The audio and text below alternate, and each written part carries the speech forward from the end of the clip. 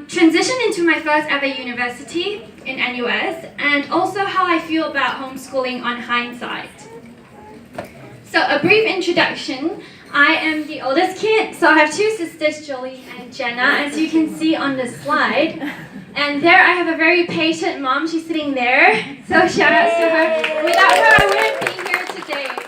Trust me, I was a difficult teenager. So it feels unbelievable saying this, but I am about 5 weeks away from graduation from NUS with highest distinction, so I'm very, very thankful for that. How was homeschooling for me, having never been to school? In all honesty, it was a very, very difficult journey for me personally. I was the sort of kid who had a lot of questions.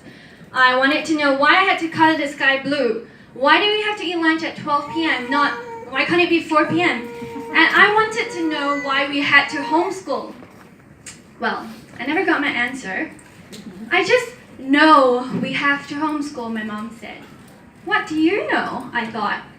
Do you know how it feels like to always be weird? To know among your friends that you'll never be normal? You say everything you do for me as a mom is for me, right? But do you really want to homeschool for me, or do you want to homeschool for you? So that I can be that good, perfect Christian daughter that you always wanted. And when I grew into my teens, about 14, the difference between me and my peers just got noticeably stark to me. Why was I the only person on the planet who didn't go to school? Why was I so different? And time flew by, and by then I was 18. In Singapore, that's when people take their A-level exams. So my peers were all applying to prestigious courses in great universities like law, medicine, dentistry. What course are you applying to? They asked me. Stop asking me. I don't know, I thought. The truth was that I didn't even know if I could make it to college, much less the course that I desired. And so no, homeschooling was not at all a piece of cake. And I remember one evening after a particularly bad day, I went home and I yelled at my mom, I may grow up to be a toilet cleaner. I don't have a set. Why aren't you worried at all? Like, do you even care about me? So no, it was not an easy journey. I really, really want to go to school, I thought. And then one day, it struck me. If I really want to go to school, I should go. No one was telling me that I couldn't do it. See, I was here in this depressive state of mind, like, oh, I'm so miserable, I'm so different, blah, blah, blah. But in reality, no one was telling me that I couldn't, not my parents, not my friends.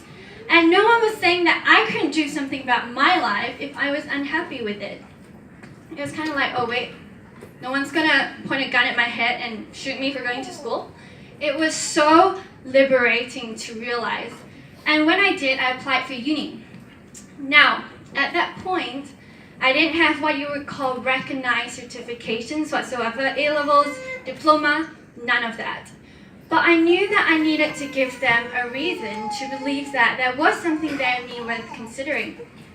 And so I decided to write a personal statement, a mini essay about 500 words, what I think education is, why I think they should take me in. In my mind at this point, there were only two options. So first, they're going to think, okay, this is complete nonsense. I'm not reading it, I'm dumping it in the bin. Okay, in which case I lose $10 admin fee. Fine. In the second case, like people at the offices, they're really bored. They have this huge pile of admin work. They don't want to get to it, they're bored. And they might just read it for fun. And to my surprise, they actually did read it. And by God's grace, I got into all three universities, NUS, NTU, and SMU, and all in courses of my first choice. Woo. If you want something, go and get it yourself, because no one else is going to do it for you. And so we come to the next phase of my life. In August 2014, I entered my very first school. Life was going to be great. I wasn't going to be a weird kid anymore, and life was going to be perfect, right? Wrong. NUS wasn't the perfect movie land I imagined it to be, and in fact, I faced many challenges when I first started. Stress, social acceptance, anxiety, But most of all, it was my self-confidence that suffered the highest detriment. I felt like I wasn't good enough. I felt like I had to work extra hard to make up for all these things that I missed out on. All these years of school I didn't attend, all these activities that I didn't go to. And was I happy? I don't want this, I realized. But what exactly did I want? And it was only then, after 19 years, that I really appreciated homeschooling, and I missed it. I miss reading for 3 hours in the middle of the day. I miss painting for 2 hours instead of doing math, just because I can. I miss no one telling me that your questions are so stupid, or that, hey Janice, sometimes we shouldn't ask so many questions. And US was tough, I won't lie. It was hard, very, very difficult for me. However, I quickly came to realize that everything in NUS worked on a bell curve, which means that if I do what everyone else does, say what everyone else says, I'm going to end up where everyone else ends up, in the middle, your average. And then I thought, hey, you know what? Maybe being different wasn't so bad after all. Maybe it was actually a good thing. And asking questions in university, that's called critical thinking. So you may be surprised, but a lot of people in NUS don't actually know how to ask questions. And slowly my confidence began to develop. I began to embrace the fact that I was different rather than being fearful of it, rather than being ashamed of it even. If you could choose all over again, would you still choose to be homeschooled? This is a question I get so often, especially now that I'm in this end phase of my educational journey. And after considering the good and bad, the pros and cons, the truth is, listen, I don't know. I feel like I can honestly tell you there's so many things I learned from homeschooling: sense of ownership, freedom, imagination, creativity.